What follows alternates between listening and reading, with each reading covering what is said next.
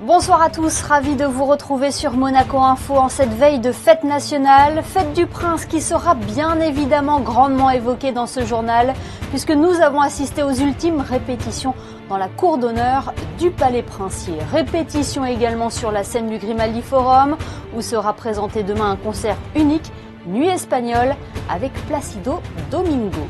Parmi les autres titres qui seront développés ce soir, ce jeudi 18 novembre marque la journée de lutte contre le harcèlement scolaire.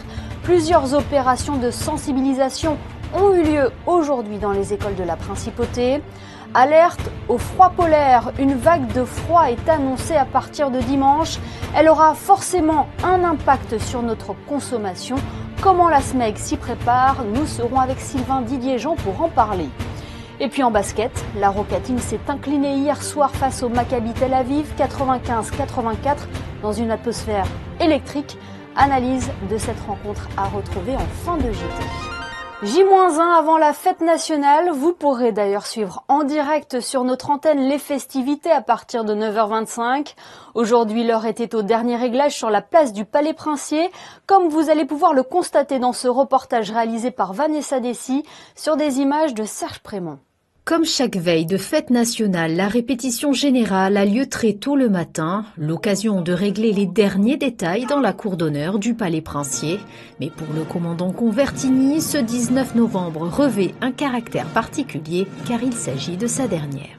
Je suis relativement serein, c'est la dernière c'est vrai, mais il faut un temps pour tout. Il y a un début, il y a une fin et ce sera la fin le 15 janvier. Par le passé, on l'a préparé beaucoup plus tôt, on faisait beaucoup de répétitions.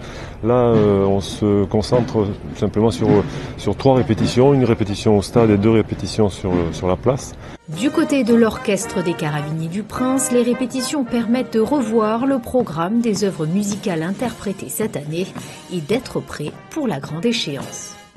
Ces répétitions cette année ont été un petit peu particulières puisque partagées entre la magnifique prestation de Dubaï pour l'exposition universelle et puis la réalisation demain de cette figure. Et donc une année encore un peu atypique, mais j'ai l'impression qu'elles le sont toutes. Rendez-vous donc ce vendredi 19 novembre pour une nouvelle fête nationale à suivre en direct sur Monaco Info. Voilà pour cette répétition générale à quelques heures du coup d'envoi de ces festivités. Cette fête du Prince sera également ponctuée par une soirée de gala.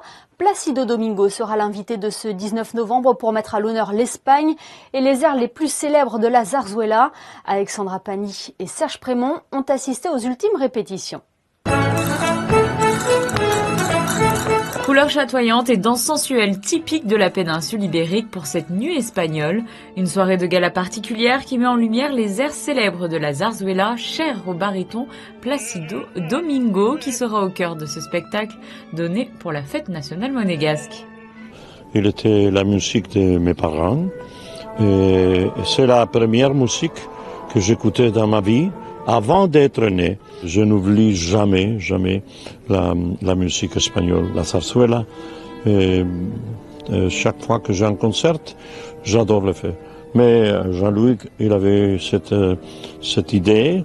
On avait fait déjà le spectacle un peu différent à Orange, et de le faire ici, et de commencer de faire dans une autre ville. Alors, je suis très enthousiasmé de l'idée. Aux côtés du maestro Domingo, 2 solistes ibériques de talent, la soprano Sayoa Hernandez et le ténor Ismaël Jordi.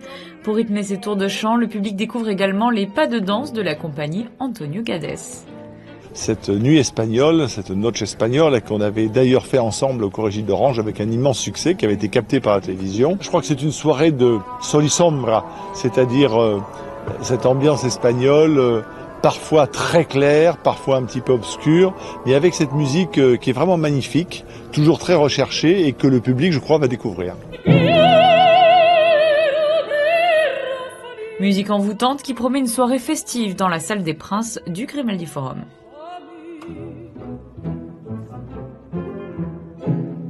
La fête nationale monégasque est toujours rythmée également en amont par de traditionnelles remises de médailles. Bonsoir Frédéric Elion. Bonsoir Émilie, comme chaque année, le prince Albert II a remis mercredi soir dans la cour d'honneur du Palais Princier les médailles de l'ordre de Saint-Charles et de l'ordre des Grimaldi. L'ordre de Saint-Charles, l'équivalent monégasque de la Légion d'honneur, a été créé en 1858 par le prince Charles III et décerné par le souverain pour récompenser le mérite et les services rendus à l'État ou à sa personne. L'ordre des Grimaldi a été institué par le prince Régnier III le 18 novembre 1954. La remise de décoration du mérite culturel s'est-elle déroulée dans la bibliothèque du Palais Princier, Frédéric? Là aussi, c'est une tradition, Émilie. La princesse de Hanovre a distingué dans l'ordre du mérite culturel des personnalités qui font honneur à la principauté par leur contribution dans le domaine des arts, de la culture, de l'histoire ou de la science. Parmi les personnes décorées cette année, Vincent Vatrican, Marie-Claude Beau, Gaëtan Lucie ou encore notre confrère Cédric Vérani. Et félicitations à eux. Et enfin, une autre remise de décoration dans la cour d'honneur du Palais Princier, Frédéric. Le prince Albert II a remis jeudi matin aux bénévoles des médailles du mérite national du sang et des médailles de la reconnaissance de la Croix-Rouge monégasque. Le souverain a rappelé l'importance du bénévolat, soulignant que beaucoup d'institutions et d'événements fonctionnent en principauté grâce à la précieuse contribution des bénévoles. Toutes ces remises de décoration seront rediffusées en intégralité à plusieurs reprises sur notre antenne. Oui, également disponible sur nos réseaux sociaux. Vous teniez, Frédéric, à nous faire partager cette tradition dans les établissements scolaires dans le cadre toujours de la fête nationale. Tous les enfants des écoles de Monaco étaient vêtus ce jeudi aux couleurs de la principauté, c'est-à-dire en rouge et blanc, afin de célébrer par anticipation la fête nationale de demain. Vous le voyez sur ces images, tous les élèves de l'école Saint-Charles ont joué le jeu. L'hymne monégasque a également été interprété. On le sait, ce 19 novembre, la principauté célèbre son prince. La mairie de Monaco propose de nombreux événements, dont un gourmand, Frédéric.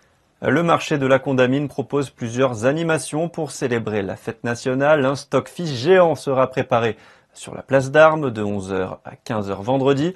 Les commerçants du marché concocteront des spécialités locales et un groupe de musiciens sera présent pour mettre l'ambiance de 11h30 à 14h30. Oui, et petite précision concernant cette fête nationale qui peut vous être utile, le port du masque reste obligatoire sur la place du Palais Princier. Ce jeudi 18 novembre marque la journée de lutte contre le harcèlement scolaire. Ce fléau peut avoir un impact fort sur les élèves. C'est pour cela qu'une journée de sensibilisation est organisée dans les établissements de la Principauté. Et cette année, cette prévention a pris une nouvelle dimension puisqu'elle a concerné également les élèves de maternelle. Plus de détails avec Yannick Debevert et Serge Prémont.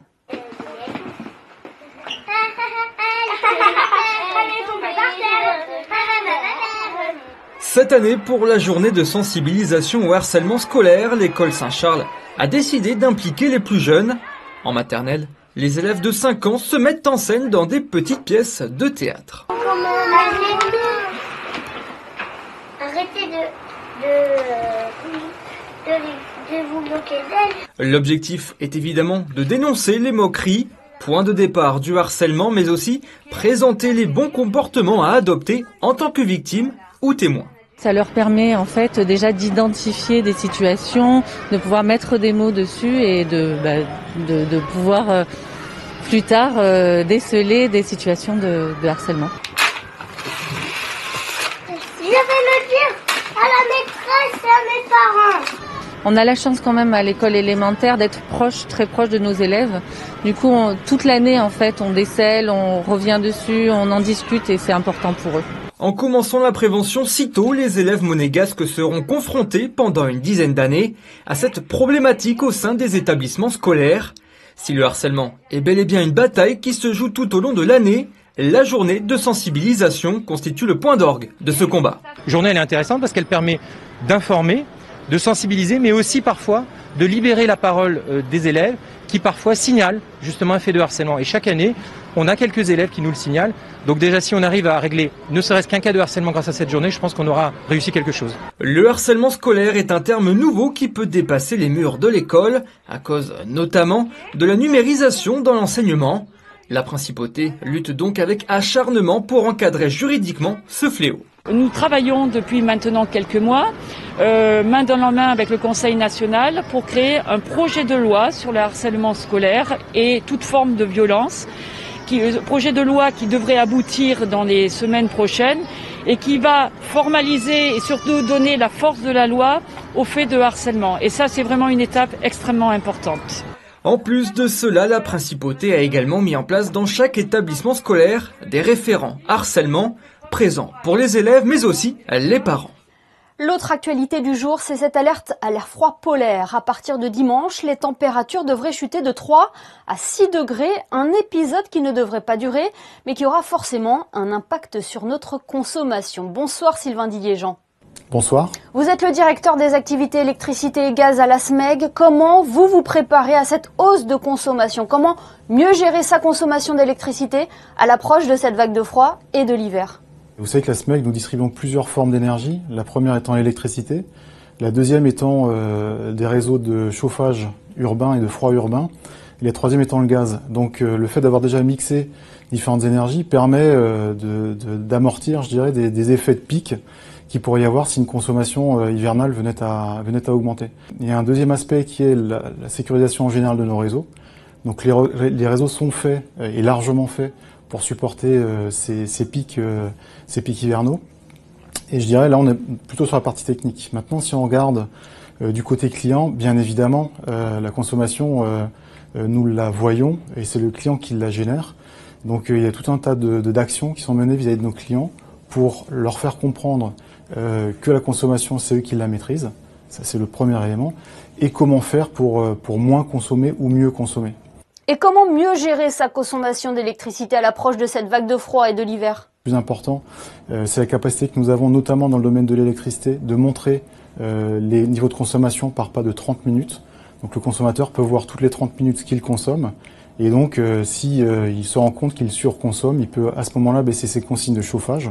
C'est probablement c'est la première chose à faire, hein, c'est de s'assurer qu'on ne chauffe pas trop en période hivernale. Et là, il y a un système numérique que nous mettons en place qui s'appelle MyNexio. Donc, ce sont des pages web pour nos clients ou bien des applications de type Apple ou Android qui permettent en temps réel de voir ses consommations. Le deuxième élément, je pense, qui est peut-être le plus important, c'est que la SMEG est une entreprise locale, monégasque, qui met en avant l'atout humain, qui est important. Et en l'occurrence, nous préconisons à nos clients de nous contacter à notre agence, à notre boutique by SMEG, dans la mesure où nos conseillers sont tout à fait capables de voir aussi ses consommations, mais surtout de conseiller le client sur ces gestes, sur ces consignes de chauffage, ce qu'il faut faire, ce qu'il ne faut pas faire en termes d'aération, par exemple du logement. Un mot, Sylvain Didier-Jean, sur le prix de l'électricité. Le tarif a fortement augmenté en France. Qu'en est-il à Monaco? Alors le tarif a augmenté en Europe en général. Le tarif étant les énergies, le gaz, l'électricité et bien d'autres. À Monaco, le tarif, évidemment, c'est un sujet. Et il se trouve que le fonctionnement permet d'amortir au moins à deux titres, voire à 3 titres, d'éventuelles hausses de tarification. La première, c'est que la SMEG a une politique d'approvisionnement qui fait que nous faisons des achats en avance de phase quand les conditions sont propices. Et cette politique nous protège, mais protège surtout nos clients d'aléas forts du marché. La SMEG joue son rôle de fournisseur qui, avec sa politique, qui permet d'amortir d'éventuelles hausses de tarifs sur les marchés. C'est le premier élément. Le deuxième élément, les tarifs sont agréés par l'État monégasque. Donc il existe des mécanismes qui permettent de suramortir par l'État monégasque, c'est des décisions que prend l'État, de suramortir d'éventuels pics au niveau de tarification. Il y a un troisième élément, je dirais, qui est plutôt cette fois-ci sur le long terme, qui consiste à faire un lien entre des outils de production et la consommation finale des clients. Et donc là, l'État monégasque a souhaité construire des moyens de production, là en l'occurrence en France, avec l'aide de la SMEG, donc des moyens renouvelables. Nous sommes sur de l'éolien, sur du photovoltaïque, de telle manière à ce que sur le long terme, ces actifs de production puissent délivrer dans des conditions hors marché l'énergie. Et je dirais il y a un dernier levier qui est la parité tarifaire. Il y a une règle qui est institutionnelle, qui impose à ce que la tarification monégasque ne dérive pas de la tarification française. Une interrogation que l'on a vu circuler sur les réseaux, Sylvain Didier-Jean, certains consommateurs ont observé une hausse de leurs factures suite à leur changement de compteur. Est-ce que c'est lié ou pas du tout? Ce sont deux choses qui sont totalement découplées, et on l'a déjà expliqué. Les clients qui ont constaté ces hausses de consommation l'ont constaté dans des périodes hivernales au début de l'année 2021. Et en l'occurrence, si on se rappelle comment était le début de l'année 2021, nous étions dans une sorte de vague de froid qui a duré et qui a fait que ces consommations ont augmenté. Elles sont revenues tout à fait à la normale et c'est effectivement les choses qu'on mesure. Donc on est capable de dire avec une certaine précision si l'hiver est froid, quelles peuvent être les consommations complémentaires que les clients qui ne font pas attention forcément à leur gestion de chauffage vont subir, et on sait les expliquer. Oui, c'était important de le préciser. Merci infiniment Sylvain Didier-Jean d'avoir été avec nous ce soir sur Monaco Info. Merci à vous. En basket, la Roca Team est en road trip actuellement avec 2 matchs à disputer en 3 jours. Premier rendez-vous hier soir en Israël. Les Monégasques n'ont pas démérité, mais s'inclinent finalement 95-84 sur le parquet du Maccabi Tel Aviv. Le résumé de cette rencontre est signé Frédéric Elion. C'est bien connu, en Euroleague, il est très difficile de gagner à l'extérieur dans l'ambiance surchauffée de Tel Aviv. Monaco est passé proche de l'exploit, mais s'incline finalement pour la 4e fois d'affilée à l'extérieur. Le bourreau de la Roca Team mercredi soir, Scotty Wilbekin, le meneur du Maccabi, est sur un nuage et plante 37 points, dont 11 dans le premier quart-temps. Monaco est très adroit longue distance avec Westerman et Motier-Jounas, un joli 4 sur 6 à 3 points, mais seulement 23% à 2 points. Tel Aviv plante un 11-0 et vire en tête après 10 minutes, 26-19. Dans le deuxième quart-temps, Monaco joue son meilleur basket avec un trio décisif. Alpha Diallo en mode couteau suisse, toujours aussi actif des deux côtés du terrain. Dante Hall dominant sous le cercle, 10 rebonds offensifs pour la Roca Team en première mi-temps. Dante Hall aussi, oh tous ces ballons qui roulent sur le cercle et la faute et le N1. Et Dwayne Bacon, scoreur naturel, capable de marquer de n'importe où sur le terrain.